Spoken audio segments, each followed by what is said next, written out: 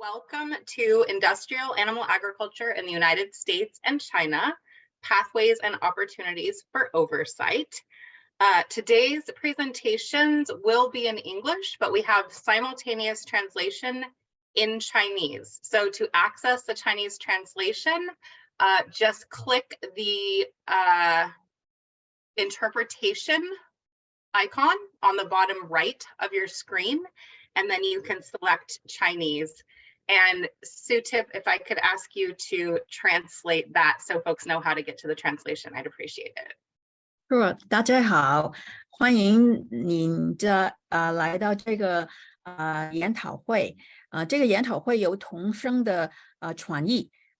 你在那个屏幕下有一个图表，写着是 interpretation 或者是传译，你按这个，你可以选择中文的翻译。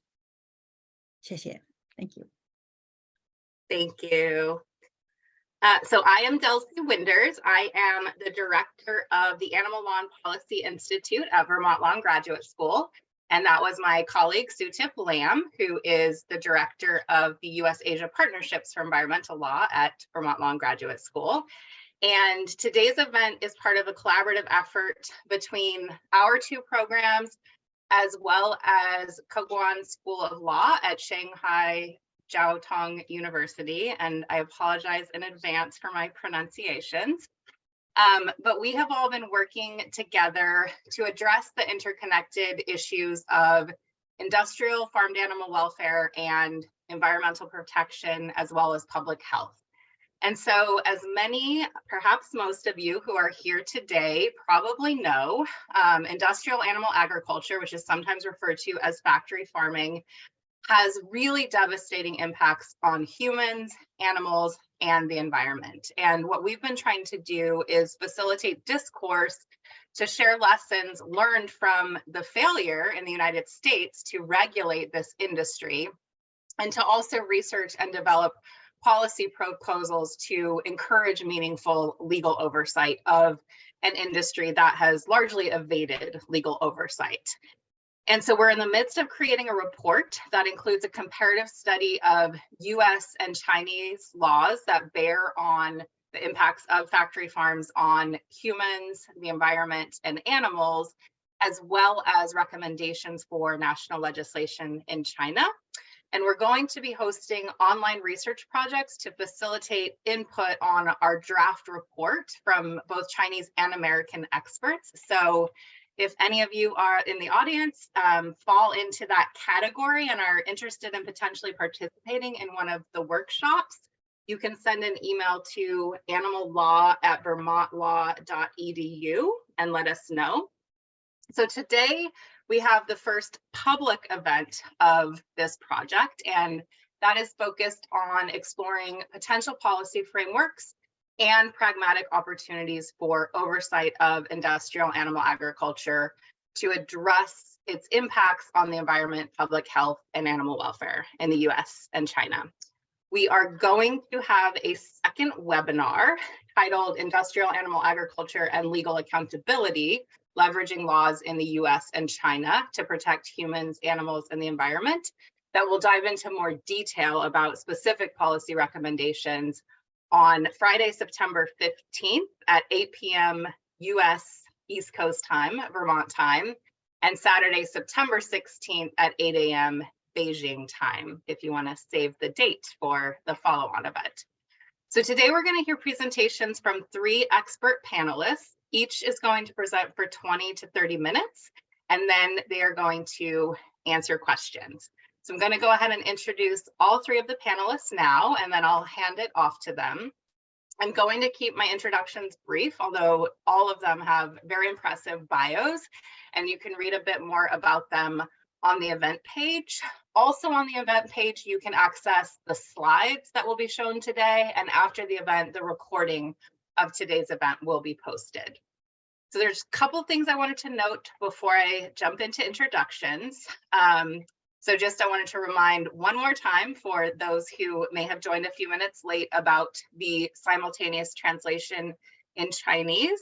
You can access that again by clicking the interpretation icon on the bottom right of the screen and selecting Chinese. And Sukhdev, if I can ask you just one more time to translate that, I would appreciate it. 是，大家好，这个研讨会有同声的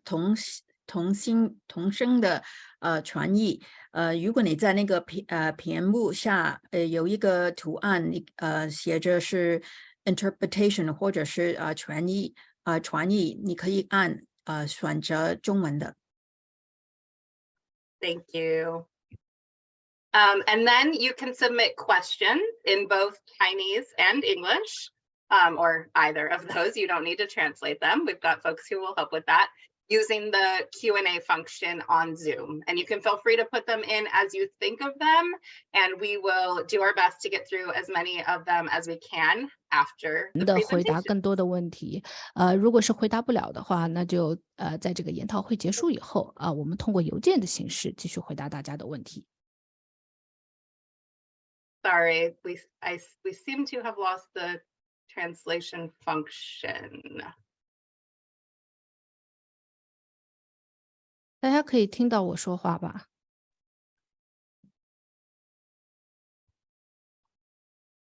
I can hear the Chinese interpretation on the original, and there's no Yeah, solution. I think to we've interpret. lost interpretation function. Oh yeah, I there think we it's go. back. We got it back. We got it back. Thanks. Okay, so without further ado, I'm going to dive into introductions. So first, we are going to hear from Dr. Hope Verdougen, who is the president and co-founder of Phoenix Zones Initiative, which uses medical and public health expertise to solve problems for people, animals, and the planet. Hope is a double board certified physician. She has cared for individuals, worked on policy, and developed numerous resources. She was named as Humanitarian of the Year in the American College of Physicians in 2017. Hope has authored numerous highly cited publications and spoken at academic institutions and through media outlets across the world. And she's going to talk with us today about how a just one health framework can provide a foundation for policy approaches to effectively address factory farming's impacts on humans, animals, and the environment. After Hope, we'll hear from Julia Lee. And Julia is a Animals and Science graduate student at the University of British Columbia's Animal Welfare Program. She grew up in Shanghai. She spent 5 years in London training as a veterinarian and became increasingly concerned and passionate about farm animal welfare. Julia's research focuses on understanding the cultural context of human-animal interactions and bridging gaps between scientific evidence and practical and culturally appropriate interventions. She co-authored the article Opportunities for the Progression of Farm Animal Welfare in China, which was published just last year in Frontiers in Animal Science. Her talk today will draw on that research, and I highly recommend that article, which is available online. And then finally, we'll hear from Jeff Zhu, who has worked for Compassion in World Farming for 15 years, currently serving as the organization's chief China representative. He's based in Beijing, and Jeff gives educational lectures regularly to both students and producers to raise awareness about animal welfare. He also actively seeks ways to work with governmental departments and research centers to promote welfare-friendly agricultural practices. He's organized workshops and conferences on animal welfare and has worked to promote animal welfare legislation in China. And he will be speaking to us about his work related to factory farming in China. So with that, we'll hand it over to Hope. Thanks. Thank you, Delcy. It's such a pleasure to join you all. This is such a fantastic project, and I'm really privileged to be asked to be here this evening, or morning or afternoon, depending on where people are. Let me go ahead and share my screen. Over the next 20 minutes or so, I'll share what I see as some of the most compelling connections between human, animal, and environmental health.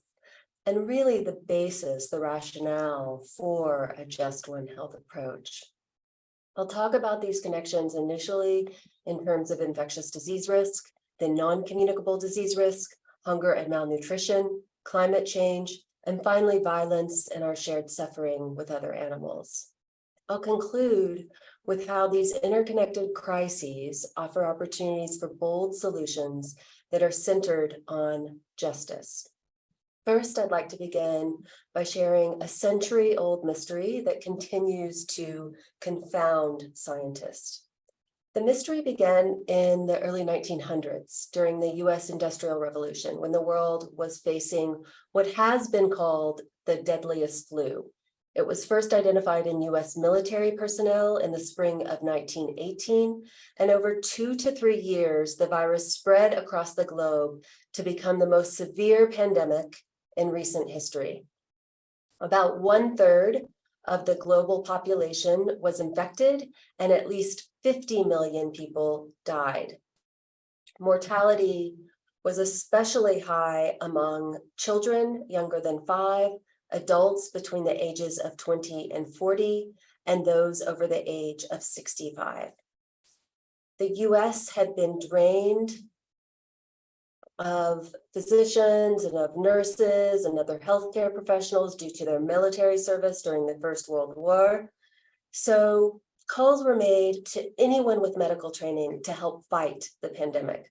Volunteers made gauze masks to try to protect themselves and to try to protect others.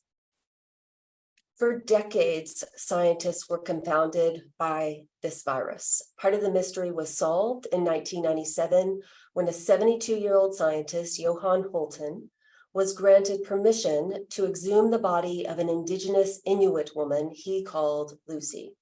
She had died as a young woman during the 1918 pandemic, and her body was preserved by the Alaskan permafrost. Upon receiving biological samples from Lucy, other scientists, shown here, Dr. Tobenberger and Dr. Reed, informed Holten that they were able to genetically sequence the 1918 virus, which we now know was an influenza A H1N1 virus. And today, scientists continue to debate the precise origins of the 1918 pandemic and what made the virus that's shown here so deadly. That's still a mystery. However, what we do know is that humans, birds, and pigs were all involved in one way or another. The human virus was likely derived from an avian influenza virus, and pigs were infected by humans. The 1918 virus then diverged into 2 independent lineages, one in humans and one in pigs.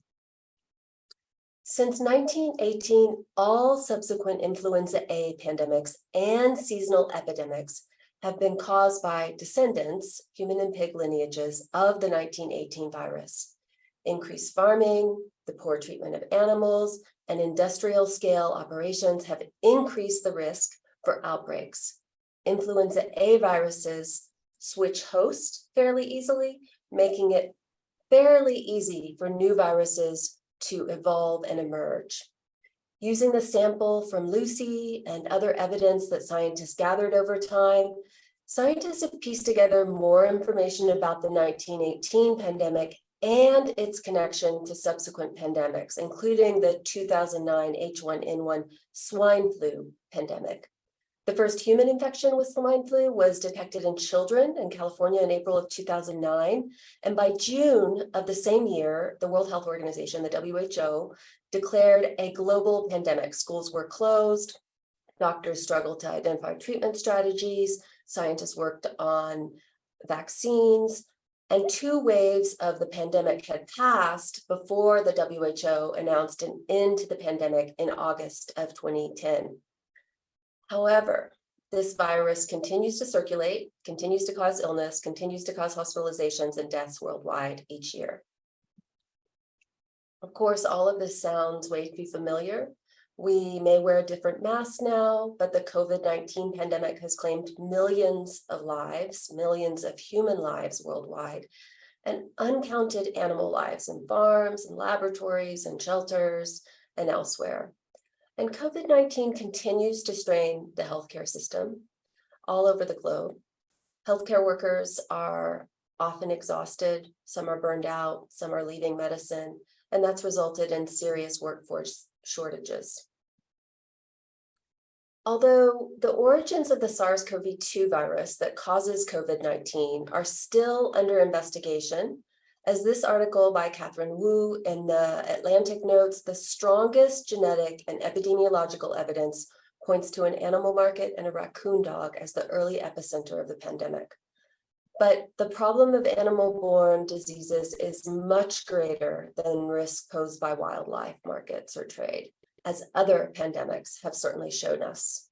All human-animal interfaces pose a risk, and 99% of all human cases of recurring zoonoses, animal-borne diseases, come from domesticated animals and their products. As scientist Matthew Hayek has pointed out in the Nature journal Science Advances, infectious diseases have emerged following deforestation, ecosystem degradation, encroachment into animals' habitats, the commercial trade in animals, and intensification, creating what he's called an infectious disease trap of animal agriculture. We do not know how to identify pre-pandemic animal-borne viruses before their emergence in a pandemic. And in most cases, it takes decades to understand the origins of pandemics. What we do know is that animal exploitation in all its forms leads to disease after disease. Food systems, including the global nutrition transition, as it's called, in which diets have shifted from plant-based diets to diets laden with animal products, fuel the risk for multiplying emerging infectious diseases. But the global nutrition transition's influence extends beyond communicable diseases to include non-communicable diseases, such as obesity, heart disease, and cancer, among other diseases, while failing to address malnutrition. As I mentioned, the ongoing nutrition transition toward diets heavy in animal products thwarts long-term targets for food security and public health threats such as obesity. We're really talking about public health threats that go beyond pandemics. This figure, published in Nature Research, demonstrates the dynamic interaction of global changes in scarcity and overconsumption between 1965 and 2010, along with projections through 2050. The green color, if you can see that in the top graph, indicates low levels of obesity and underweight. The blue color indicates low levels of obesity but high levels of underweight. And the red color indicates low levels of underweight but high levels of obesity. From 1965 to 2050, you can see how underweight is expected to become less prevalent, but obesity will become highly prevalent across the globe. And although the global prevalence of underweight is expected to decrease by 2050, the absolute numbers are expected to stay stagnant. And as the authors of this article point out, reducing animal source foods, among other strategies, could reverse current trends in obesity and eliminate scarcity. I'll come back to this point in a moment. The global nutrition transition also fuels obesity-related diseases, such as heart disease and cancer. These are the top killers in America. The U.S. has the largest per capita consumption of meat or animal products, about 100 kilograms of meat per person per year. It fluctuates, sometimes it goes up, rarely goes much lower than 100 kilograms per person per year. And large-scale decreases in beef prices and processed meats are what have increased consumer access and driven up healthcare costs. Health-related costs of red meat and processed meat in 2020 amounted to $285 billion US. And published reports now suggest that meat consumption in China has increased since the 1990s, though per capita consumption is still significantly less than that of the US, at least based on published reports. But it's important to recognize that genetic differences in people of Asian, African, Middle Eastern, and indigenous descent compared with people of European descent may result in greater disease risk with even small changes in consumption. Concern about rising chronic disease rates prompted the WHO to issue a global strategy on diet, physical activity, and health, recommending that governments create supportive population-based environments through public policies that promote more fruits and vegetables, as well as nuts and whole grains, moving away from saturated animal-based fats to unsaturated vegetable-based fats. And these sorts of strategies have worked in a number of countries where there are policies where subsidies shift. We've also seen changes in disease pattern. But the global strategy is also important to ending hunger. Multiple UN bodies, including the UN Environment Program, have indicated that food systems hold the key to ending hunger. Currently, almost half of the world's cropland is used to feed animals used for food production.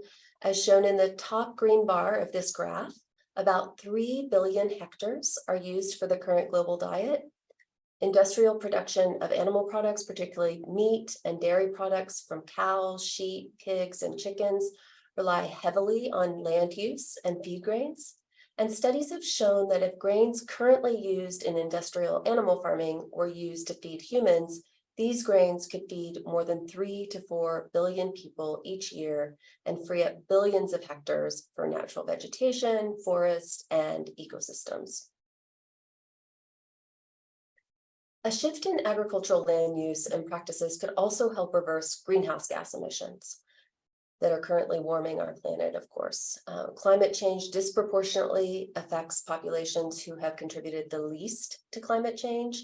And health risk of climate change include heart and lung disease, infectious diseases, injuries or deaths from extreme weather events, and many more health consequences, even mental health consequences. Greenhouse gas emissions from animal-based foods are twice those of plant-based foods, primarily due to differences in methane production and carbon sink loss through rainforest destruction for grazing and grain production. This graph from The Economist shows the greenhouse gas footprint in the US. It's in kilograms of carbon dioxide equivalent per person each year. And the graph shows how a step-by-step decrease in animal product consumption significantly reduces greenhouse gas footprint. Drawing on this and other evidence, legal scholar Charlotte Blattner has pointed out in the Journal of Agriculture, Food Systems, and Community Development, just transitions in agriculture are a critical step in tackling climate change. Just transitions focus on securing workers' rights and better livelihoods and promoting environmental justice.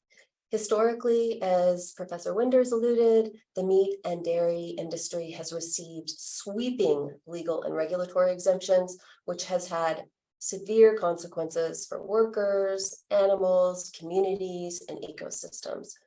But as Blattner has pointed out, the international legal basis for just transitions in the agriculture sector are already in place based in part on lessons that we've learned through the energy sector. Just transitions away from intensive animal farming would also benefit communities disproportionately affected by air, water, and land pollution that is associated with animal waste, agrochemicals, and antimicrobial use in industrial animal farming. Just transitions could also help workers and communities in other ways. In the US, working in a meatpacking plant is one of the most dangerous jobs. According to a report released this year, each day, an average of 27 workers suffers amputation or hospitalization. More than 100 years after author Upton Sinclair declared the massive slaughterhouse complex in the US city as a jungle, scientists have documented numerous negative effects of slaughterhouses on workers and on communities. And in 2009, sociologist Amy Fitzgerald and her colleagues published an 8-year analysis of more than 500 counties in the US. And they found that slaughterhouse employment increases the risk for violent crimes, including sexual violence. This year, Jessica Slade and Emma Lane published a review of other articles showing that slaughterhouse workers have a higher rate of mental health disorders. Of course, animals also suffer tremendously in slaughterhouses and factory farms. The philosopher and author Peter Singer has claimed that industrial animal agriculture is responsible for more suffering than all human wars combined. And just as humans would, animals feel pain from disease, cuts, burns, losing their fur, feathers, and skin, and being killed in the various ways that they're killed. Animals, including birds and mammals used in agriculture, are also vulnerable to fear, depression, anxiety, acute and post-traumatic stress, and grief, particularly when they're separated from their families, hurt, and deprived of a natural life. But when given a chance in life, they are also capable of tremendous resilience and joy and love. In my book, Phoenix Zones, I explore the science of physical and mental suffering and resilience in human and non-human beings. And I describe how the freedom to live one's life as one chooses and to be free of exploitation is critical to physical and mental health and well-being. Here, it's also worth pointing out that when animals are stressed and mentally ill, they are far more susceptible to infectious diseases and to other physical illnesses, just like us. The interconnected problems that humans, animals, and the environment face may be overwhelming to many of us, but complex crises also offer critical opportunities for bold solutions, bold holistic solutions. Within medicine and public health, what we've learned over the years is that one of the best times to intervene is during or immediately after a crisis. Each of the interconnected problems that I have described, from disease risk to environmental threats to violence, also has an interconnected solution. One Health is a framework that has been proposed to address complex problems that affect people, animals, and the planet. Embraced by the WHO and other UN bodies, this framework aims to sustainably optimize the health of humans, animals, and ecosystems. The idea of One Health can be traced back to indigenous traditional knowledge and ancient civilizations, but One Health today is still evolving, still finding its place.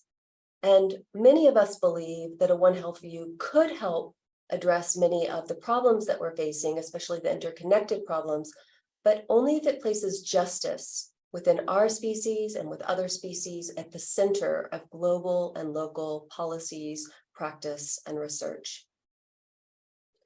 At PZI, we've argued for a just One Health approach, which recognizes that humans and animals must be free from exploitation to meet their self-determined needs, to thrive in natural, safe, and healthy environments. Only then can humans and animals be healthy. As I wrote earlier this year in CABI's One Health Journal and in the Harvard Public Health magazine, justice, which includes the recognition of rights, is a prerequisite for health, for people and for animals. In December of 2021, we also worked with Harvard's Health and Human Rights Journal to publish a special section on the need for a just One Health approach to address rising public health threats, including those related to industrial animal agriculture. And Professor Winders and her colleague, Professor Abrel, also have an article that is certainly worth reading in that series. A just One Health approach offers a framework for just transitions away from human, animal, and environmental exploitation in animal farming and other areas of society, and toward nature-based solutions, for example, including plant-based agriculture that doesn't pose the same risk of disease, hunger, global warming, or violence. Others are advancing other strategies, including cell-cultured meat, which is just approved by the U.S. Food and Drug Administration. Cultured meat could be better for human, animal, and environmental health, particularly if there's attention to nutrition content, the use of new approach methods instead of animal testing for safety assessment, and the use of ethical and efficient energy to power the industry. And I know we'll hear about more strategies soon as well. Regardless, a just One Health approach offers a lens to assess and improve proposals and policies that cover food and agricultural subsidies, industry regulations and oversight, the priorities of international finance institutions, and other legal and economic drivers of worsening production and consumption patterns that we see across the globe. I just want to finish by adding that we keep trying to outrun the risk created by our exploitation of animals, but it isn't working. Viruses are emerging in exponential ways. Humans are becoming more and more chronically ill. We've crossed most climate tipping points. Resources are diminishing, and violence and conflict are escalating across the world. But we are smarter than this. If we can sequence viruses from a century ago, we can certainly be smarter about how we treat each other and how we treat other animals. We now know that human-centered frameworks are insufficient to tackle interconnected problems that pose an existential threat to people, animals, and the very planet that we call home. We also know how to change laws, behaviors, and economies, though it isn't easy. We now need to put that knowledge, though, to work toward rapid and just transitions. We need international, national, and local social, economic, legal, and political frameworks that move beyond human, animal, and environmental exploitation and commodification and toward a just One Health approach. And I realize that this approach may appear aspirational and far from our current reality, but the stakes are far too high for us to be anything other than concretely aspirational. I think Vermont animal law has a slogan, realist, idealist. It might be the other way, but I think that's a great slogan. Aspiration allows us to create different priorities and a different reality, a different status quo. At PZI, we're using a Just One Health approach to address food policy, medical research, global public health, and international development priorities. For example, we're working with an international coalition to influence a WHO negotiated pandemic instrument so that it addresses and reverses the root causes of pandemics, including industrial animal agriculture expansion. We have also called upon the U.S. government and international finance institutions to stop funding, subsidizing international expansion of animal agriculture and projects that are just fueling climate change, infectious and chronic disease risk, and more suffering. And similarly, we work to ensure a Just One Health approach is integrated into implementation of the 2030 Agenda for Sustainable Development and other international priorities. And finally, we're pioneering a new way of measuring health and progress with our work on a Just One Health focused impact assessment tool and new economic metrics that will help decision makers and communities determine the impact of proposed or existing policies, projects, and industries on people, animals, and the planet. If you'd like to learn more, please reach out. I'd love to hear from you. Thanks so much. Thank you so much, Hope. So next we'll hear from Julia, and while Julia is getting her slides up, I will just take a moment to remind everyone that you can put questions in the Q&A box, and we will get to them once we've heard from all of the presenters. Thanks. Hello, everyone. My name is Julia, and then today I'll be sharing improving farm animal welfare opportunities in China. So for the outline for today, I'll first give a little self-introduction about myself, and then I'll share how I can view industrial agriculture through an animal welfare framework. Then I'll share a study that we conducted on opportunities to improve farm animal welfare in China. And lastly, I'll end with a case study on cage-free eggs. So I would like to first begin by addressing my positionality and biases on this topic. I learned about animal agriculture through my veterinary training in London, so my understanding of animal welfare was based on safeguarding animal health through diagnosing and treating diseases. It was during my master's degree in Vancouver that I began to explore other dimensions of animal welfare, including their affective states and natural behaviors. And most importantly, I tried to understand the role of farm animals as food producers and the meaning of animal welfare through different people's perspectives. As highlighted by Hope, there are significant animal welfare problems and human welfare problems associated with industrial agriculture, from the use of cages to confine animals to the practice of routine, painful procedures. However, it is important to acknowledge efforts made on industrial farms that addresses some of these issues. So there are many frameworks that have been developed to define, assess, and improve animal welfare. I'd like to share this framework developed by Professor Fraser and colleagues to describe 3 components or spheres of animal welfare based on different ethical concerns for animals. I would discuss how scientists and producers address some of these problems on industrial farms. And biological functioning is the first one, concerns the physical health of animals and has been prioritized by the livestock industry due to the direct impact on productivity. Industrial agriculture often separates animals from their natural environment, reducing predation and the transmission of certain diseases. The development and responsible use of medications such as vaccines and antibiotics, along with strict biosecurity control, have reduced morbidity and mortality in farm animals. Feed and water intake are also more closely monitored compared to traditional agricultural systems. Affective state concerns the emotions and feelings of animals.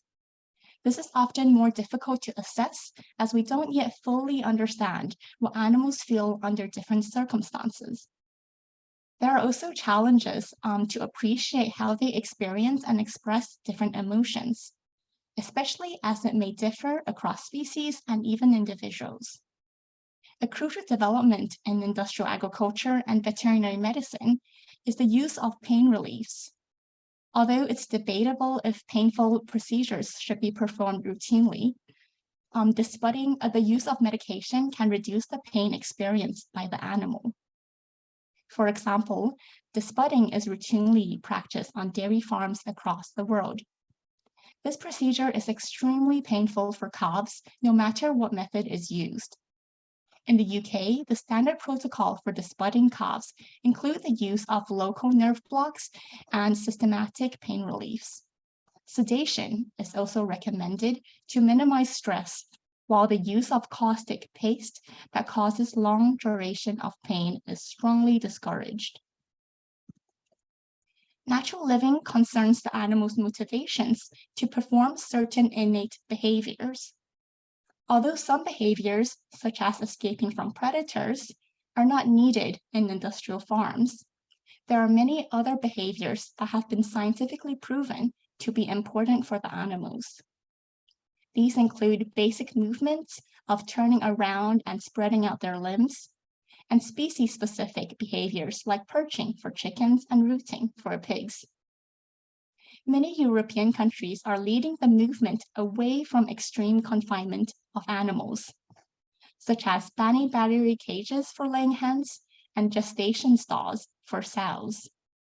This allows animals to express certain natural behaviors, even in industrial farms.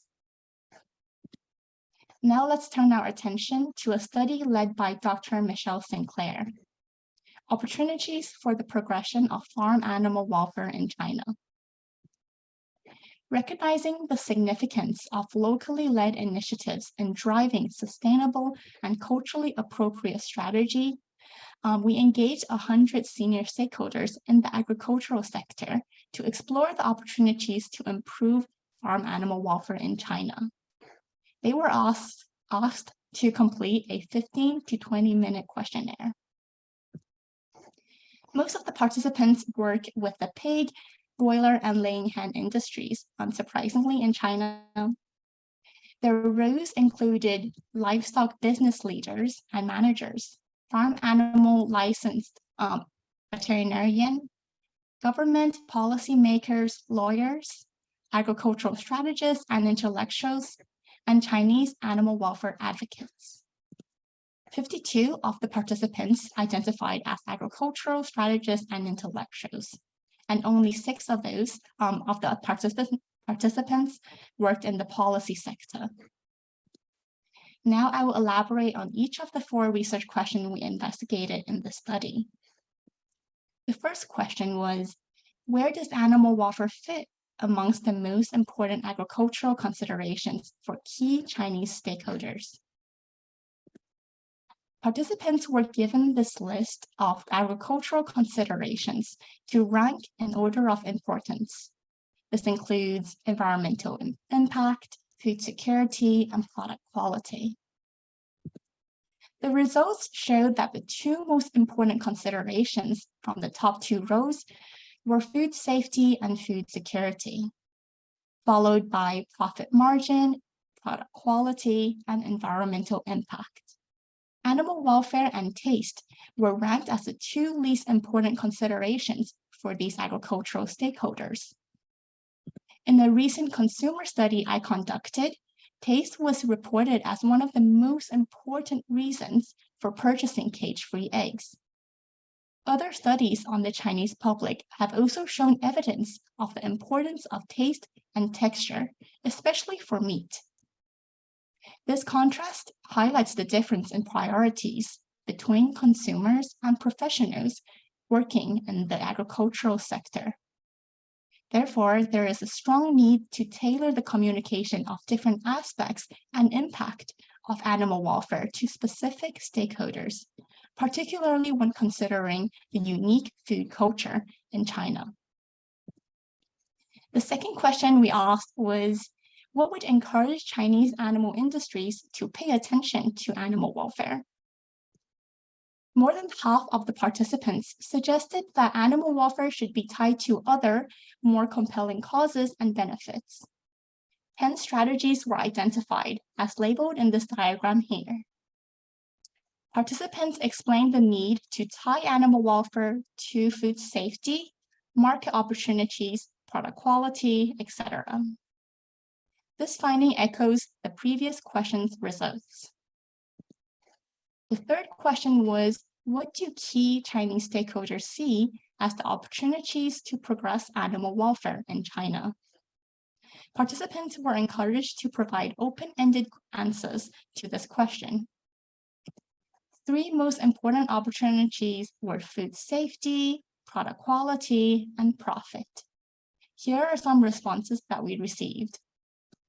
As the source of food, animal health and safety have a great impact on the physical health of people. This participant highlighted the importance of animal health on human health, as talked about by Hope. Ensuring that farm animals are healthy is a prerequisite for safe and healthy food for the people. Animal health is also a critical component of animal welfare, as mentioned earlier. This is particularly important in China due to insufficient regulation on food safety and public distrust in the market due to ongoing food scandals. Leveraging the intersection between animal health, food safety, and public health has great potentials to address the importance of animal welfare. The second key point mentioned was product quality. Consumers have higher requirements for product quality, and animal welfare products can stand out in the industry. This participant addressed the driving force coming from health-conscious consumers, leading to industry changes to meet this demand for higher quality products. One example of this would be the impact of stress on meat quality. Pre-slaughter stress intakes can lead to the production of pale, soft, and exudative pork. By improving animal welfare through reducing stress during slaughter, meat quality can be enhanced and sold at a higher price in the market. This leads us to the third theme, profit. After animal welfare improvement, we like to see growth, performance, and profit margin increase or remain unchanged. Profitability was identified as an important aspect to consider in progressing animal welfare. By adopting cost-effective measures and strategies, we can ensure that the pursuit of improved animal welfare remains economically viable for all stakeholders across the supply chain. Besides from production, there are many economic studies that demonstrated consumers are willing to pay higher prices for animal welfare products, especially when tied to other benefits such as taste and nutrition. And lastly, the fourth question we asked was, what support is required to progress animal welfare? The majority of the participants agreed that the livestock industry in China needed more support to improve animal welfare. This table shows the participant group on the left column and the sector in which support is required at the top row. As you can see from the left red, the darkest red boxes on the left, participants believe that they needed most support from the government. And as well as livestock business leaders also believe that they needed support from their own sector, which is the livestock industry, as seen from the second dark box in the last row. This quote was also shared by one of the participants. Large enterprises take the lead, and small and medium enterprises actively participate in the recognition and purchase of welfare products will help establish a sound and reliable reputation evaluation system. As you can see, this participant believed in the importance of industry leading and of enterprises leading the change in their own sector. And this is particularly important in China, as mentioned earlier about the distrust in the food system and the importance of reliable reputation evaluation system. Interestingly, participants actually believe that international partners were, the support from international partners were least required. So now I'll move on to a case studies on cage-free eggs and talk about the transition from cage to cage-free eggs in China. This is a cage-free egg. So with the history of cages, so cages began to be widely adopted in the US in the 1920s. And the primary use of it was to maximize space utilization and egg production efficiency. However, the welfare of the animals were often overlooked until the book Animal Machines came out, written by Ruth Harrison. This led to many animal advocacy groups across the world to push for legislative changes, especially in the European Union. In the US, California also made some changes, especially with Proposition 2 and 12, which banned the production of battery cages and the sale of cage eggs in 2008 and 2018, respectively. However, from an economic perspective, some researchers argue that the social costs of these policies were actually too great. Malone and Lusk estimated that the annual reduction in California consumer surplus was between $400 million to $850 million dollars. And O and Bukina in a study in 2021 also estimated that the annual welfare loss to households was 72 million. This suggested that, like these scholars suggested that there could be more animal welfare friendly policies that come out to incur like lower costs for the system. So in terms of China, these strict ban and policies are unlikely to be implemented due to the special governmental system in China. 90% of laying hens in China are kept in battery cages, while 9% are kept in outdoor systems and 1% in indoor cage-free systems. However, there is an industry push and incentive to move towards cage-free systems. So now I will tie it back to the themes that we referred to earlier: food safety, product quality, and profitability. In terms of food safety, this is oh wait, sorry. And food safety in China is extremely important, as mentioned earlier, due to ongoing food scandals and the distrust in the market, and as well as the production system. However, there is a lot of opportunities to improve food safety in China through the current disease controls and systems, as well as responsible use of antibiotics.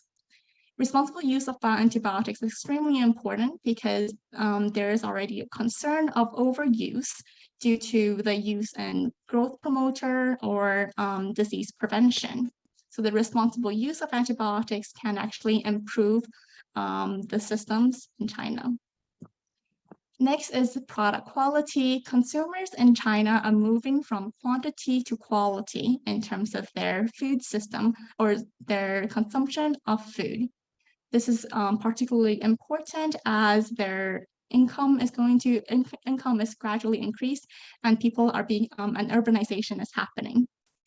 And Chinese consumers are particularly interested in higher food quality due to the concerns for vulnerable populations, such as pregnant women and young children. Next, there's also the interest in functional or specialty eggs, such as omega-3 eggs, and this can be tied to cage-free systems, and producers can leverage this to increase their product quality and consumer base. Last, profitability. Some studies have shown that improving animal welfare can increase productivity of the animals. However, this is only true when animal welfare is very poor in the first place. Therefore, it is a better chance to increase or improve the standard of food safety and quality through improving animal welfare, and to generate more profitability for all the stakeholders across the supply chain. In conclusion, animal welfare frameworks could be used to assess and improve animal welfare on industrial farms. In China, farm animal welfare should be tied to more compelling causes and benefits, including food safety, product quality, and profitability. The cage-free egg industry is a growing sector that offers insights on bridging animal welfare with other agricultural priorities. Thank you very much. This is my email if you would like to contact me for any questions, and I look forward to your questions. Thank you so much, Julia.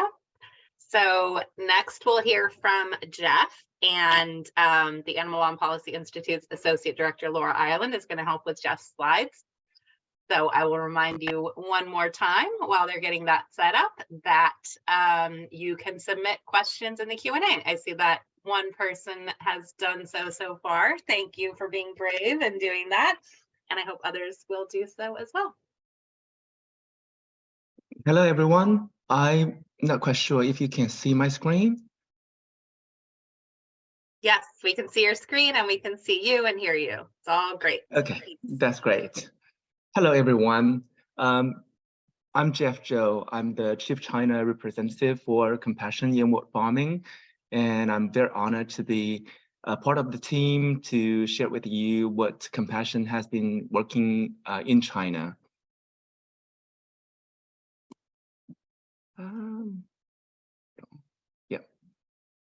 The background of Compassion Inward Farming is it was founded in 1967 by a dairy farmer, Peter Roberts. Is an international NGO with a focus on promoting farm animal welfare worldwide. And now we have over a dozen offices around the world, mostly in Europe. Well, we have offices in South Africa, Brazil, and Brussels and Czech Republic. And also we have a small team in China.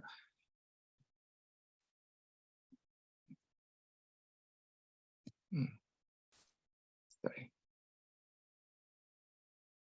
Sorry, Jeff. I think Laura Ireland is doing your slides because we were concerned about your bandwidth. So yeah, I misspoke. So she's doing it. So you can just tell her when you want the next slide. Okay, that's great. That's much easier for me. All right, thank you. And compassionate inward farming, we work very closely with the different stakeholders. Currently, we are about to set to benefit over 2.5 billion animals a year with the different approaches, including awards, partnership, resources, marketing, and networking. And if globally, we see that about over 80 billion animals are being slaughtered or farmed a year for human consumption.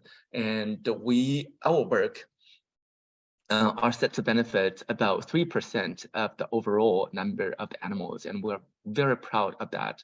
And we are happy to see this progress, and really happy to see the other forces are also making efforts to make animals living a better life. Okay, can you move to another slide?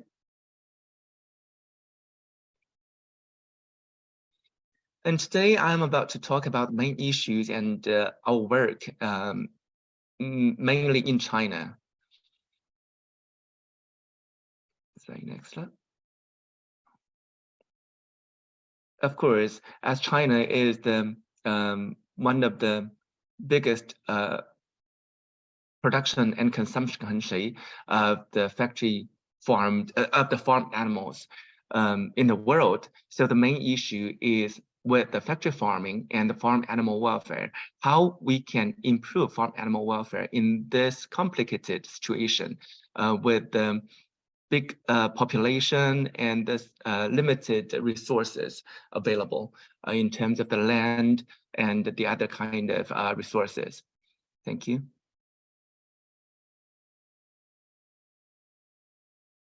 Compassionate inward farming started our Good Farm Animal Welfare Awards in the year 2007.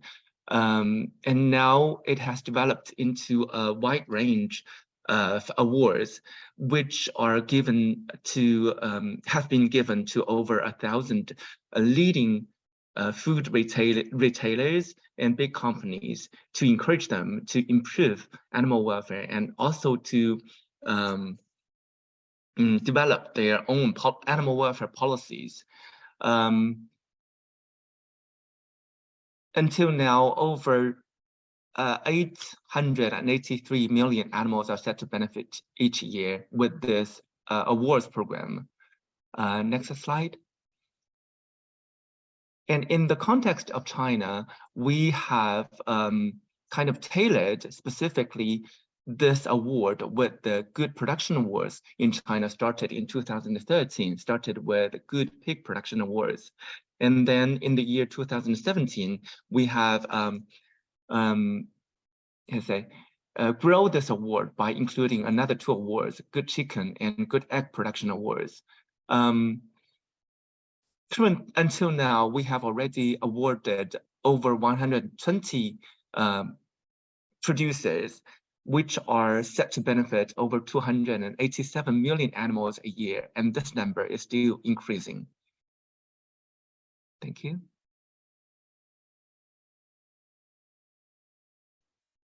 Compassionate inward farming also have other initiatives. I suppose most of you have known about the history of this kind of cage-free movement since 2015, like McDonald's firstly has made commitment by the end of 2025, all the North American stores or branches will only use cage-free eggs, and it has a ripple effect in the food industry. Over several hundreds of companies have made similar commitments. And for better understanding the achievements and how well it has been fulfilled, Compassionate inward farming has developed our egg track. And also another thing is about chicken track, which is something with the poultry kind of commitment, which following the commitment, we will gather all the public released information by these companies and develop the relevant report to the public, showing how the companies has achieved their commitment, to what percentage and what the challenge is, and help them to analyze the situation and also help the public to understand how the kind of commitment has been going. And as it's been mentioned previously by the speakers, animal welfare are highly influenced by the financial institutions, and Compassion in World Farming has worked together with other bodies in 2012 by developing the business benchmark on farm animal welfare. It's also based on the public released information by the companies about their farm animal welfare strategy and policies. Each year, it's about to include over 150 the leading food industry companies by showcasing how they have been working on farm animal welfare by rating them with different tiers. At the beginning, about 10 companies in China has been included in the scheme. We have been also engaging very positively with these companies to help them to improve their tiers in the range. Thank you. And in China context is also can be reflected in the previously presentation is the public awareness about animal welfare is relatively low. So we starting from 2005, we have been working actively in the presentations to different stakeholders. We have been joining all kinds of like relevant conferences to deliver that farm animal welfare message, as well as the updated research in sciences. Now, as we have a small team of 4 people, myself and the other colleagues have been collaborating very actively with different stakeholders and finding all kinds of opportunities to deliver the farm animal welfare message. Thank you. And a quite exciting opportunity now, which happened this year, is we are collaborating with the leading research institute, which is Beijing Institute of Animal Sciences under China Academy of Agricultural Sciences. This institute has now is working on a scientific journal, which is Animal Research and One Health. Compassion in World Farming is very proudly to be responsible for the work of this journal's animal welfare column, and our chief policy advisor, Peter Stevenson, has accepted to join the editorial-in-chief team. Basically, it can be seen as a very high-level platform for all parties, all stakeholders to deliver the farm animal welfare messages, especially from the scientific field. And this, as the first issue, will be released in sometime in the later part of the year, in August or September. It's not set yet, but we are also expecting all parties, all kind of institutes who are working on the research on farm animal welfare can contribute to this journal. Thank you.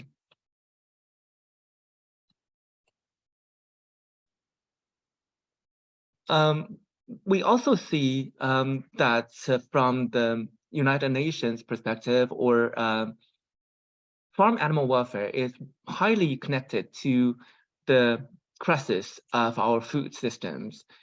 So we, starting from as a core message of farm animal welfare, we have been engaging in different discussions or communications on the crisis of our food system.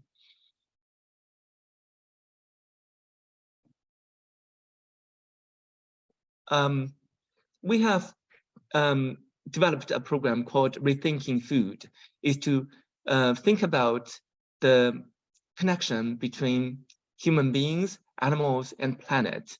As food system has intensive farming system have contributed to the global warming effect and the food security issues or the environmental pollution.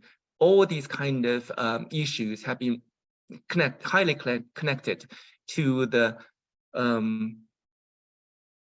animal farming system.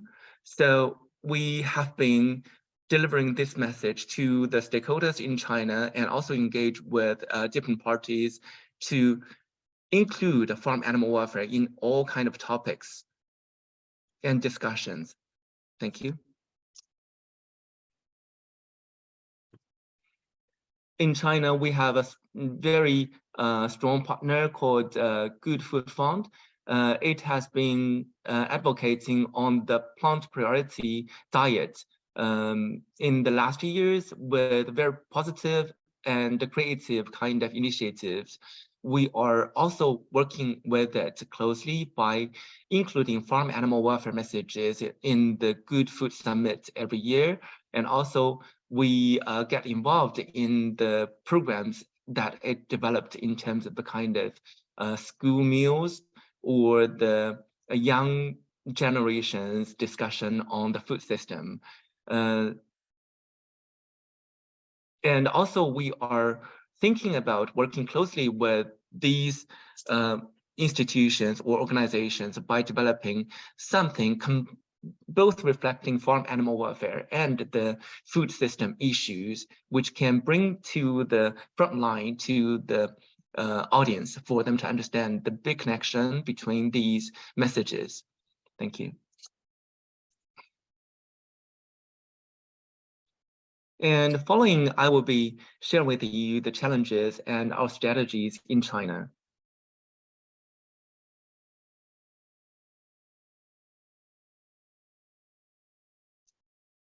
From the previous speakers, you may understand from there are surveys in China about the animal welfare. We all feel that in this kind of situation, of course, the authority plays a leading role in influencing, in shaping the animal welfare environment for the public. And it is commonly understood that farm animal welfare concept is westernized kind of concept being kind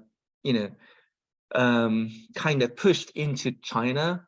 So this is mostly understood in a negative way.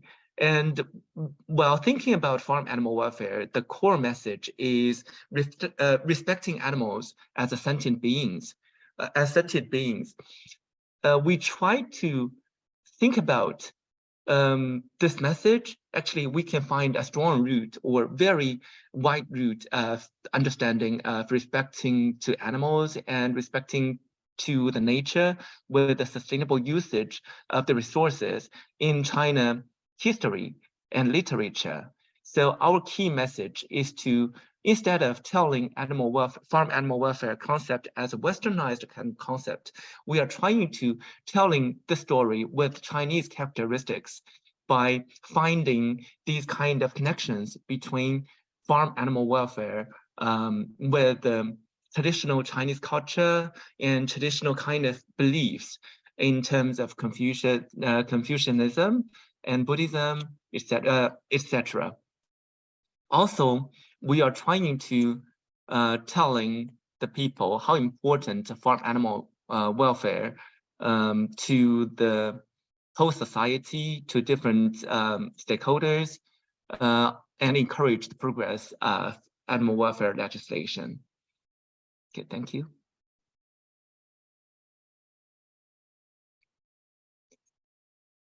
The challenges in China is, of course, if we look back at the movement of farm animal welfare, we can understand the movement is highly promoted by the understanding of citizens, common citizens, and the public, and also where their efforts can be huge.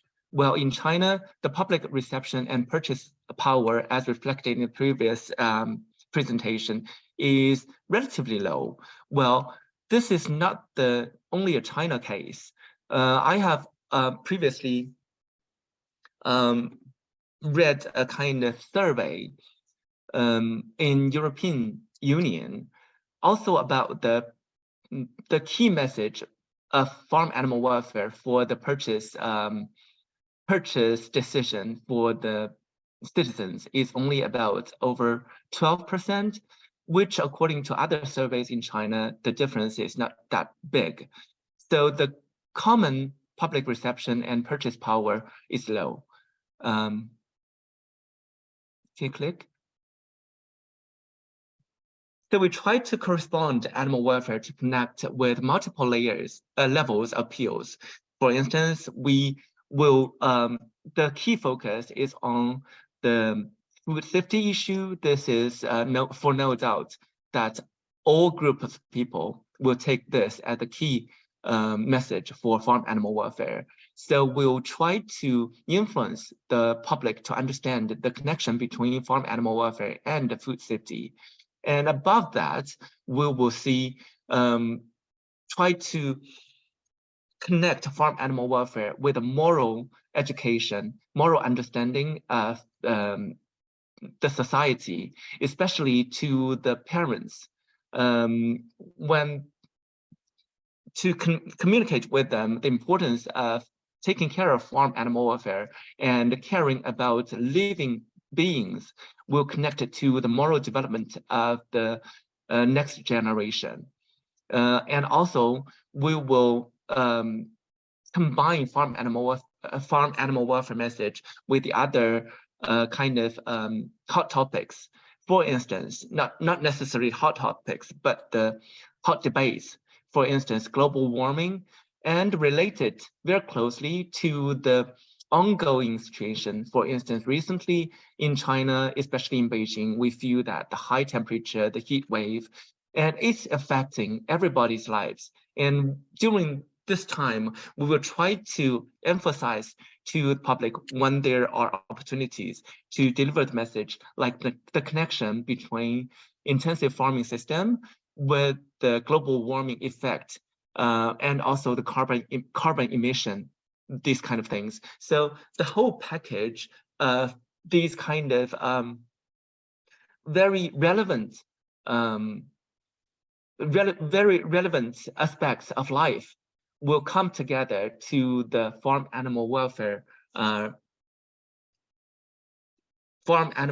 concerns of the public. So by combining them together, we will try to educate the public. By taking care of farm animal welfare, it can solve a high range of issues that existing in the society. Okay, next one.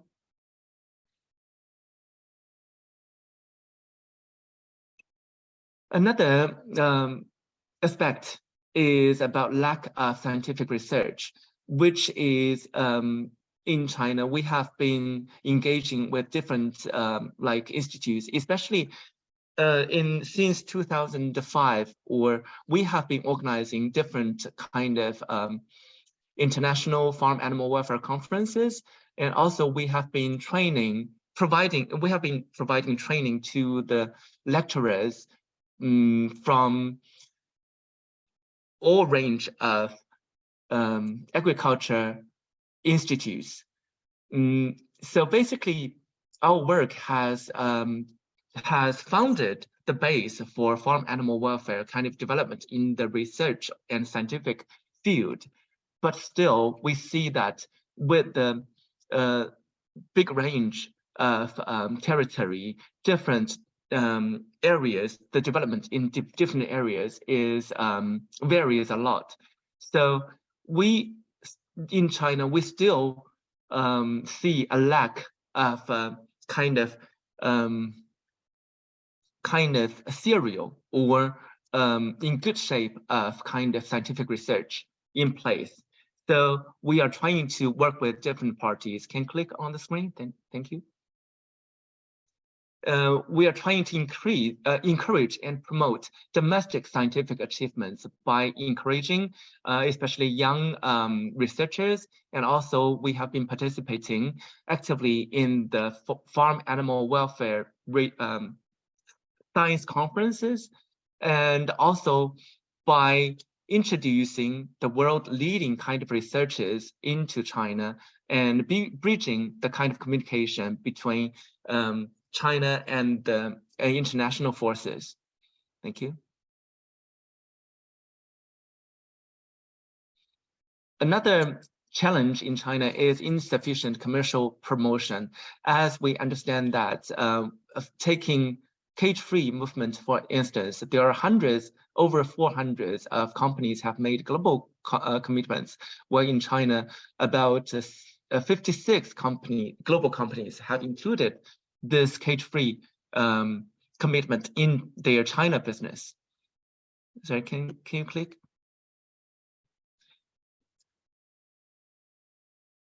Well, we still think it's important to include this message, to work closely with these kind of world-leading companies by showcasing their commitment to the public and encouraging them to fulfill their commitment in China in a good shape by providing them with all kind of resources and communications, connections with the existing high welfare producers, as I mentioned, that we have been awarded in China, over 120 companies. So for these companies, they have made commitments, but it's really difficult for them to find and communicate with the local high welfare producers. So our work has been a good resource for them to build up and help them to fulfill their commitment in time. And also we have been working with different parties by doing the survey or researches in finding the market in China. By 2025, at least 1.15 billion cage-free eggs will be needed each year. But we are still see the challenge for the big companies to fulfill their commitment by the big gap between the producers and the retailers. And these retailers are looking at the production supply from the producers. Well, until now, we only see the producers can only meet about 1% of the total demand. Well, the big gap is with the price. So we are trying to bringing these parties together for negotiating on the price, also by including other factors which will encourage the production side with a bigger volume to meet the big demand. Next. As I mentioned previously, that in China, the authority plays a leading role in shaping the market, in the kind of labeling system for farm animal welfare and development of relevant legislations. Obviously, we have been working very actively since 2008 by engaging with the leading research institute and the law experts by promoting farm animal welfare legislation. Can you click? But of course, the whole process was relatively slow. We have been joining the kind of debates. The key communication in China is about the wide range and the different kind of development, financial development situation in China. It varies a lot. So in terms of national kind of legislation on farm animal welfare, it has never been out of the debate. Well, it hasn't gone very far. Well, we still felt that kind of localized, like provincial level kind of legislation, which fit into the local financial development, can be very helpful. And we also encourage the different associations and parties to develop certain kind of legislation or regulations. For instance, the photo that's on the screen is the conference that we have been highly involved in, the cage-free multi-stakeholder seminar, which is farm animal welfare requirements about cage-free. It's a code of practice. It's a review kind of meeting that we joined this April. So we try to bring together all the parties in terms of producers, researchers, governmental departments, to try our best to develop the kind of legislation and regulation by strengthening international exchange and cooperations. Currently, a series of farm animal welfare requirements as codes of practice has been developed since 2014 with our strong partnership with a local association called ECO. At the same time, we are engaging actively with some legal representatives or individuals in development of the national standard on different specific kind of issues. For instance, the humane slaughter of broiler chickens, or the slaughtering, culling of animals in emergency cases, which has been released on the national level. Next slide, thank you. So we try to talk about farm animal welfare by this whole approach of one world, one health. Human health and animal health are interdependent, and both depend on the environment. So we are advocating for a modern, efficient, and respectable farming method. Okay, next one. Thank you. That's all for my presentation. And if you would like to add the QR code, you can easily find our public account on WeChat. Thank you. Thank you so much, Jeff and Julia and Hope. Those were excellent presentations, and you're all doing amazing work.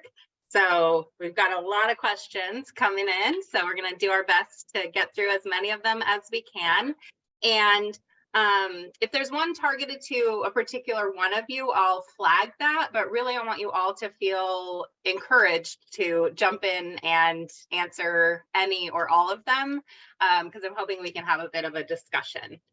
So I'll kick us off with a few intertwined questions that relate to the role of law in farmed animal welfare. So in the United States, we have largely relied on corporate commitments in lieu of laws protecting farmed animals, although that is shifting with laws like the California propositions that Julia mentioned and that the U.S. Supreme Court recently upheld. But one of the challenges with the reliance on corporate commitments is that there's really very little monitoring to ensure that the corporations that have made the commitments are actually making good on them, let alone ability to enforce violations of those commitments. And I'll just give one example because it feels very appropriate. Smithfield, the largest producer of pork in the world, which is Chinese owned, made a commitment many years ago to stop using gestation crates. And those are the small crates that most breeding pigs are kept in that are so small they can't stand up, lie down, or turn around. Those gestation crates were one of the confinement systems in addition to battery cages that were targeted by California and other states' laws. And Smithfield basically is reneged on that commitment and is currently being sued by the Humane Society of the United States for deceiving consumers about gestation crates and usage in its supply chain. And Laura Fox, the director of the Farm Animal Advocacy Clinic here at Vermont Law Graduate School, has been involved in that litigation. And so I think this issue with the corporate commitments illustrates one of the reasons why meaningful laws are so important, meaningful and enforceable laws are so important. And so there are a few different questions that I want to ask related to this. So one is, and this is probably for Jeff and Julia, are there ways of ensuring that these commitments that you've referenced are upheld in China? Is it maybe different than what we've seen in the US? And then Julia, you mentioned that it's unlikely that similar measures will be enacted in China. And I'm wondering if you can talk a little bit more about why that is. I know your article, one of the most interesting things I noted about it was that you found an overwhelming majority of the respondents agreed that legislation was necessary to improve animal welfare. But one of our folks who submitted a question, one of our collaborators also noted that, there's still a significant conflict between animal welfare and husbandry costs in China, and that law could play a really powerful role in helping in this space, but it's really hard to convince the Chinese government to do anything. And she was asking what has worked in other parts of the world, which is something maybe Hope can speak to. So I know I threw a whole lot of questions at you, but you can pick which ones you want to answer. Maybe we can start with you, Julia. Yeah, sure, definitely. Thank you for all your questions from the audience as well. That's a hard one. I want to first address, I'm not very familiar with the policy in terms of how it works, even in China or other places of the world, because my background is in animal welfare science. I provide more of for me, my role is more providing evidence of what is better for the animals and stuff. But I think you addressed some very important things. One is, I think, there's international difference in terms of how policy is enacted. As you mentioned, the US, you relied on the corporate commitments because it is a market-based system. And I think it worked to some extent. But I do want to bring up, I think one of the most important things that I want to bring up, even from my study on consumers in China, is market distrust. And I think that is a huge it's not just animal welfare. I think it's the relationship consumers are having with the market, as well as buyers or other actors, and how we're setting up the economic system, basically. If we want this economic system to work, I think there needs to be some trust in some ways. It's not just relying on certain commitments or certain actors, like one or two actors. I think it is a whole sort of effort in terms of how it's being enacted. And I think that's also one reason, coming back to my background in the UK, I think in the European Union, there's more, I would argue maybe there's a little bit more interaction between the the public and the way the law is being implemented, and also like how the voices of the people are being heard or being addressed in some of the big important legal meetings, which from my understanding in China, it's not really the same. And in terms of the political system, it's quite sensitive. And in terms of how these actions are being implemented, it's really, really different in terms of compared to the UK or the European Union in terms of this European Commission of the public opinions. So that's one of it in terms of establishing this trust, especially from this audience. If you have any recommendations, I'd love to hear about how policies can push for that, or especially in a way that people can trust, because I think one of the big problems is that you implement something and then people find a way around it. That's always even the food safety concern, like people are not are afraid of the food they consume because of this distrust. And I think it's a holistic problem, let alone, on top of food safety, of course, animal welfare and other considerations that people cannot observe immediately. And then I think that's the most, I think that's, I'll say that for now. I think other people would have a lot to say, but yeah. Thank you. Jeff, do you want to jump in? Yeah, about policy side, I think we still feel that lobbying to the government is very important. It may not necessarily mean the same kind of approach that happened in the Western countries. Well, in China, like I mentioned, positive engagement with the authority is very important for them to understand the importance of farm animal welfare to the society, to the food safety issue, to the environmental protection issue. Especially the Chinese authority has been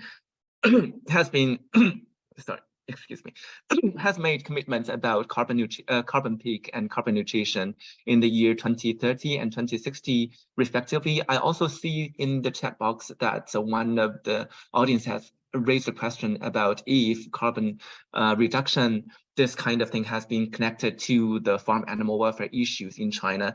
The answer is yes, we are trying on that. As I mentioned, that the leading research institute, the Beijing Institute of Agriculture Science, of Animal Sciences, it has already in the last year, in 2017, it set up a kind of alliance, which is looking at the science, how to say, is the agriculture strategy renovation kind of alliance. And we have been participating with it actively by setting up an animal welfare and low carbon emission committee.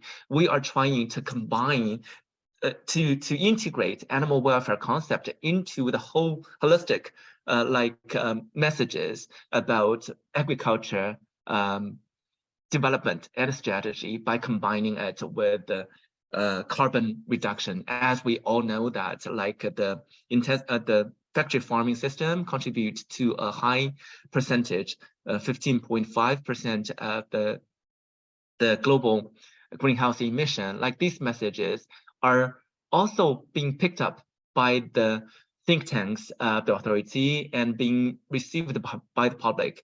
And I would say the Chinese authority is kind of conservative in releasing a kind of nationwide policy, but it didn't stop it from thinking about the way how to reflect this message in a good shape, especially with the public understanding of farm animal welfare is still contradiction to some extent to the human kind of welfare, as quite a lot of people has elaborated on this, is as the terminology of welfare is the same, it can mislead the public by understanding animal welfare. It will kind of relate it to human welfare. Well, it's not the case. So our role is to speak loud for animal welfare and make the public understand better about animal welfare and the connection between animal welfare with the other factors of their life. When the understanding is there and the global kind of bridging is developed, and also with the commercial side encouragement, the recipients about this message in their consumption pattern is similar. The consumers have no different understanding with animal welfare compared to other countries. So this will be kind of in a good circle. And by that time, we see the government will make decisions, especially now. Actually, a positive message to share with the public is, even if there is no kind of clear labeling on farm animal welfare, well, we still see there is a labeling system in China now. It's called, in Chinese, 名特优心, is a famous new, good, and new kind of product. It covers a wide range of agriculture products, not necessarily farm animal products, but all the farm animal welfare products, all the farm animal products in this category are high welfare products, which are mostly our awarded companies, which has been verified by us, but it is included in this. So we see the progress is happening, and with the more communications and discussions going on, we are quite faithful in the good side of this kind of farm animal welfare recognition in China. Thank you. Great, thank you. Hope and Jeff, if you wouldn't mind coming on camera, and then we can just all four of us stay on camera for the rest of the discussion. That would be great. Sorry. No, it's okay. And Hope, I don't know if you want to speak to what has worked effectively in other countries based on what you've seen. So maybe, or any other component. Sorry. Yeah, so no, that's okay. So maybe I can first speak to the international kind kind of framework, a number of UN bodies, including the quadripartite of the World Health Organization, UN Environment Program, World Organization for Animal Health, and Food and Agriculture Organization, are being pushed by civil society organizations and some member states to consider the importance of food systems in addressing a range of issues that are of international importance, ranging from climate change to sustainable development to other public health priorities. And thinking about existing or proposed frameworks for that, like the UN framework for Convention on Climate Change. There's a UN Environment Assembly resolution on the nexus between that looks at the connections between the treatment of animals, the environment, and sustainable development. And I mentioned earlier that the WHO is now involved in negotiation of a pandemic instrument that civil society organizations are pushing for addressing root causes, primary prevention of pandemics, including intensive animal farming. And so the US and China and a number of other countries, right, member states are involved in these processes. And in the US, we're also seeing some local action. Certainly there have been national bills introduced, including, once the pandemic started, we've had some bills to address pandemic prevention, and some of those bills, they've been introduced in the US House and Senate, have introduced language related to food systems and the need to address hunger and malnutrition, and also toward nutritious plant-based foods. And so, there's a lot of different things happening. I think over time, what we've seen in certain nations is that when countries shift their subsidies, from say, cholesterol, fat-laden, sugar-filled food, but on the cholesterol and fat-laden side, saturated fat-laden side, animal source foods, from there to fruits and veggies and the like, what we've seen over time, even over the course of a decade or so, is also a shift in chronic disease risk and deaths. And that is, for countries who are worried about costs of healthcare, the health of their population, and related economic issues. Countries are embracing that sort of policy. Thank you. So the next question is also for all of you and has subparts. Sorry. So as all three of you are probably aware, vertical farms in China have grabbed some headlines recently, including one that alone, a 26-story pig farm, which is slated to be the biggest pig farm in the world, producing more than 1 million pigs per year by itself, has gotten a lot of attention, including concerns about potentially increasing risks of disease outbreak. So what do you think about this? How do you think a One Health assessment applies to this? How do these affect the leverage points that Julia identified? And then relatedly, we had a question about concern in China about increasing production on limited amounts of land.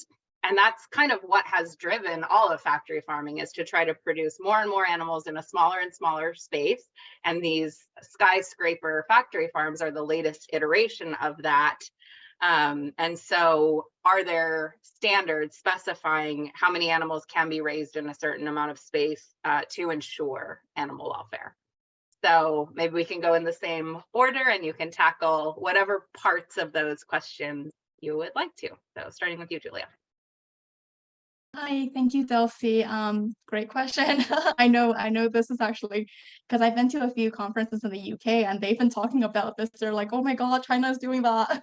So it is a hot topic, I would say, globally, actually. But I would actually be a little bit more controversial here. Like, I don't think, like, I see the building itself, like, I see that more as a strategy. Like, I think there could be a lot of problems and stuff, but I personally feel more like from an animal welfare perspective, I'm more interested to look at it, assess it through a certain framework in terms of, okay, let's actually assess what components of animals are actually affected.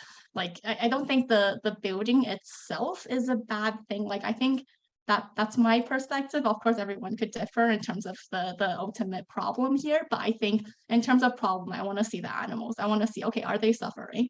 And then that's my question towards this question in terms of like, are we able to go into these places and assess them? And I think there are benefits that could come up in terms of biosecurity control and more investment coming in. I think there are some opportunities, as I mentioned earlier, I mean, in terms of like biosecurity control or at medicine use and stuff like that, that could be good for the animals in terms of like, but it really depends on how they are taken care of on the systems. And that's where I believe animal welfare science is a really important component in terms of assessment and validation and ensuring that the animals experience a generally positive life in these systems. So that's my take on that in terms of I see it more as a strategy people are taking, and it is, I would argue also it is important for the industry in terms of their perspective with development and space control and environmental concerns. And they might believe this is a very important development in their industry, and we need to acknowledge why this is important for them before we propose anything else or we address whatever problem it is. So yeah, that's I'm done. Thanks. That's a useful perspective. Jeff? Yeah, and on the animal welfare perspective, I agree with Julia. Definitely, in the context of 26 like stories, pig farms, if actually the welfare condition is very much related to how the animals are kept and how they are taken care of. It doesn't relate very much to how many stories. No difference from just a single tier or just a one story kind of barn system. And this is from the farm animal welfare specific perspective. But we do highlight, we do see the huge potential of the kind of risks in biosecurity. And we have been advocating very actively in other places, especially from headquarter perspective, against this kind of practices. The main issue with that actually is very much related to the food system that we have been talked about in the bigger concept. In terms of the feed conversion rates, make good use of the resources, and especially in the context of like huge challenge in the sufficient supply of food because of the energy conversion rates differs in the livestock industry. Roughly, I took the number is by producing 1 kilogram of the beef, actually it will use like 10 kilograms of the edible food, and 5 kilograms of the food or feed can produce 1 kilogram of pork. So this is the commercial rate, which is brings a huge discussion and hot topic for the kind of food security around the world. But thinking about millions of pigs just kept in this kind of multi-story pig farm is not resource friendly. And also thinking about, of course, we have been communicating with the producers, tried our best in terms of they are using the highest technology in terms of ensuring the animals are kept properly, not from the farm animal welfare side, though, from taking them as a machine, for instance, by providing good ventilation to avoid the hidden kind of risks. But it's still, with other communications with some leading producers in China, experts or who have been in the industry for decades, these companies or these researchers or these people, from the production side, they also feel the technology cannot solve everything. And I think this is key message that we have been seeing what's happening in the world. Our technology has been advanced to some extent, but we still see the pandemic. We still see a big challenge in all walks of life. And we cannot solve everything. And especially animals are not machines. Firstly, even if we don't see the difference from one story to the 26th story, we still see the kind of intensive farming system is the biggest cause for animal cruelty in the world.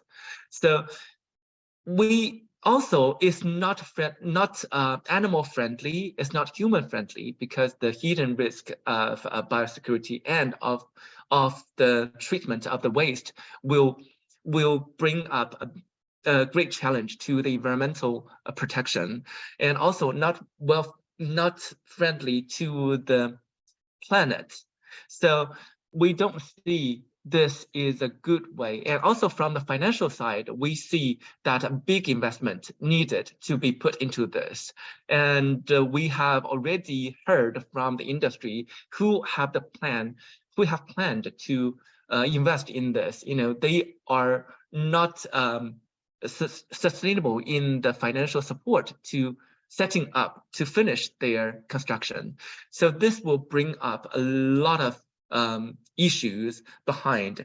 And also, you know, from the production side, but of course we need strong kind of lobbying or engagement with the communication with the authority in terms of the land use, and also like subsidies to encourage the intensive farm system.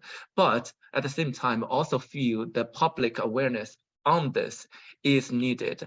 And in terms of shaping the public, you know, they try to produce more and more pork or intensive farmed products to meet the demand.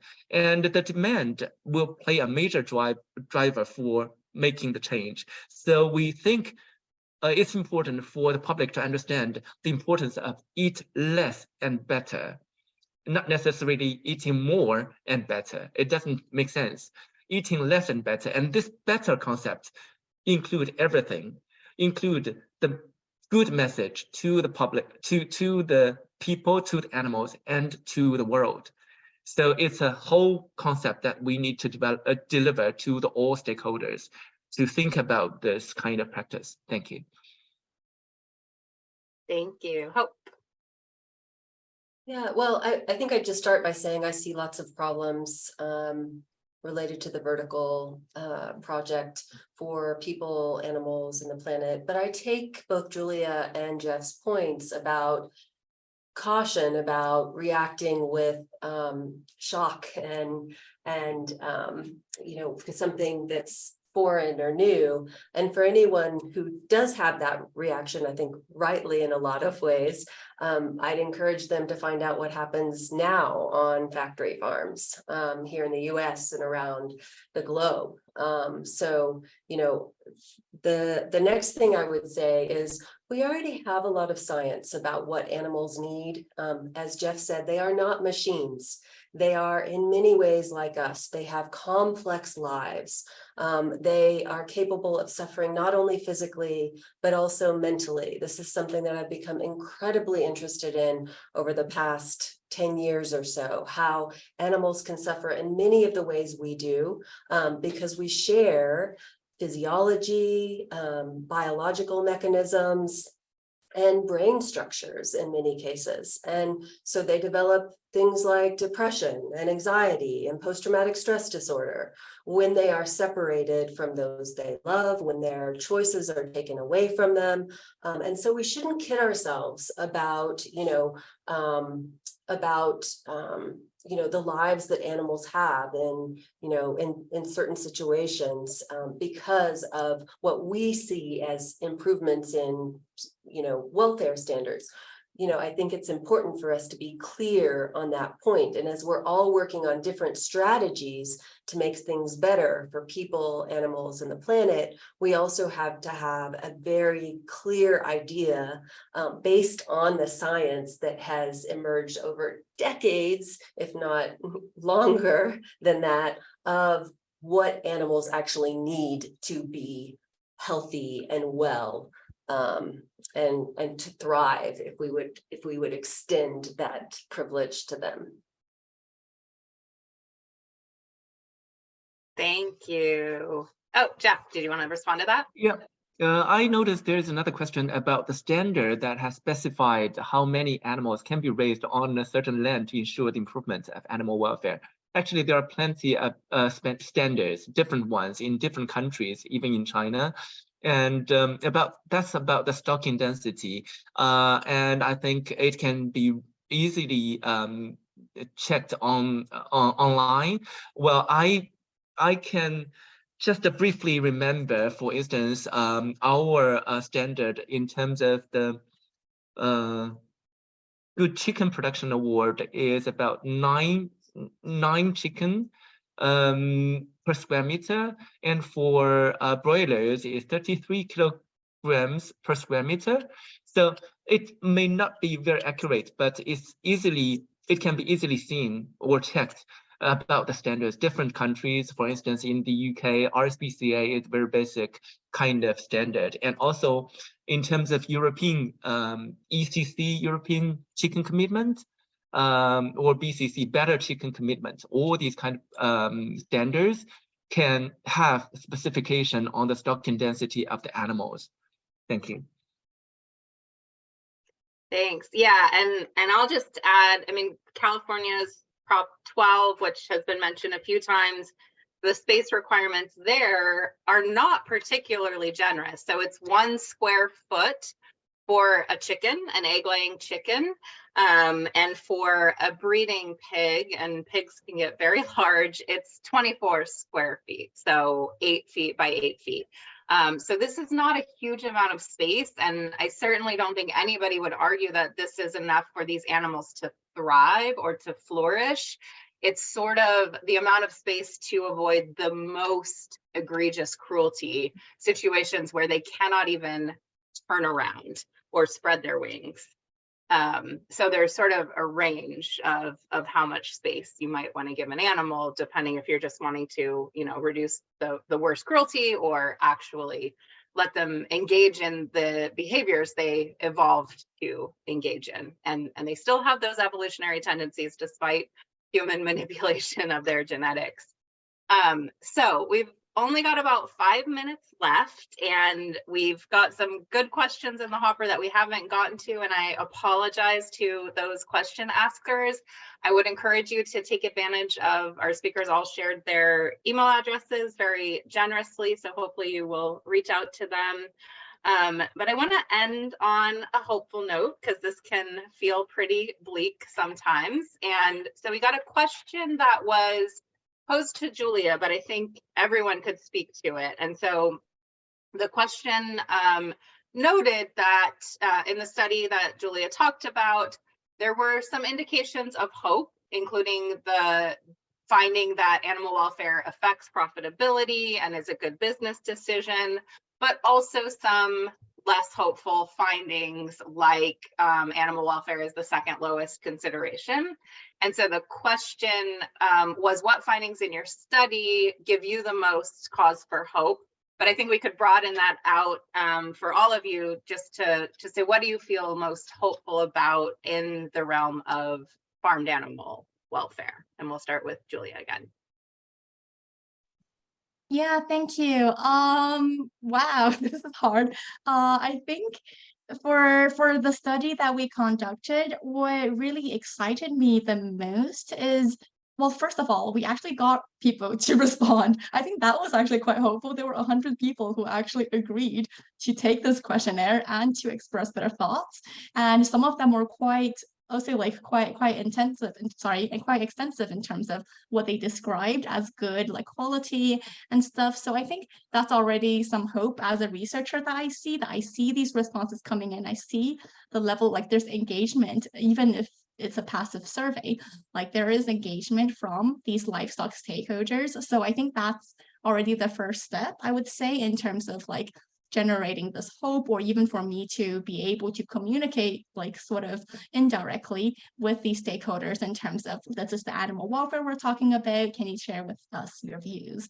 So that's I guess the first step, because I think there's a lot that goes on sort of afterwards in terms of how strategies develop. But I think the first step is creating some sort of common ground to be able to form these communications. Because I think what is hard is to even find these common grounds, or to find these platforms to talk to different people, especially from different sectors. So I think it's, for me, it's most hopeful to be able to cross that barrier and communicate with them. So yeah. Thanks. Jeff, what gives you hope? I think in China, I will just talk about the China context. Is the situation has been challenging in all lines of life, in every aspect of life. Well, through our communication, we have been engaged. We have been working closely with different stakeholders, including researchers, even governmental like officers or organizations and producers. We see that the understanding of animal welfare, the hope is there, and the general understanding has been increased. Take myself, for instance, like 18 or 15 years ago, when I just started with animal welfare, and my friends around me, I would say very, very little percentage of them will understand what farm animal welfare mean. And what they said at the time was, oh my God, this is something, really wealthy people or really insane people will think about, because we are still worrying about what we were struggling for in our life. Well, now I would say all of the friends around me, even if they have never heard about farm animal welfare, they will instantly relate it to taking care of animals. So this brings me big hope, and I have been supported by all kind of friends or people that I met. And the hope is, from all aspects of life, we see the progress. And the advice I would like to give to the public, and I would take all chances to speak for farm animal welfare, and I would like to say is for common citizens, to eat less and better. This is a good way to protect yourself, to make yourself healthier, and animals live a better life and the world better. And for the commercial field, my suggestion is do your investment to fit for future and fit for purpose. As the development of the society is in the good way of our civilization has recognized that farm animals are also sentient beings, we need to treat them in the good way. So this is very much a whole concept, and for the better world, for the better future, we need to protect animals and to work for farm animal welfare and improve our lives better. So thank you. Thank you. And what gives hope?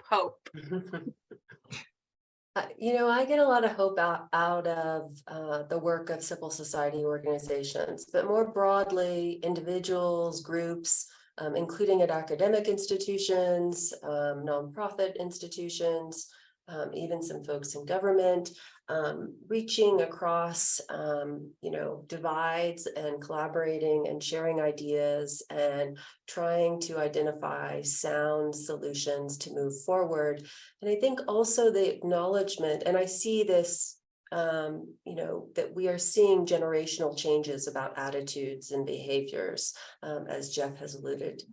And then finally, I think, there's also a growing acknowledgement that these ideas that are actually not new, respect for animals and the rest of nature, that's not really new. If we look back at indigenous traditional knowledge, ancient thought, these ideas are there too. And, you know, there's increasing acknowledgement about that, that these principles have some staying power, and that they matter. And that is sort of infused into, I think, a lot of the practical work that civil society organizations, individuals, groups across different sectors are doing.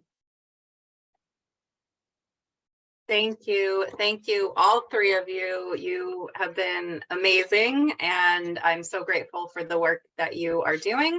And I hope we can stay in touch. And thank you to everybody who joined us. And we will get the recording posted, so you're welcome to revisit it and share it. Thank you so much. Take care.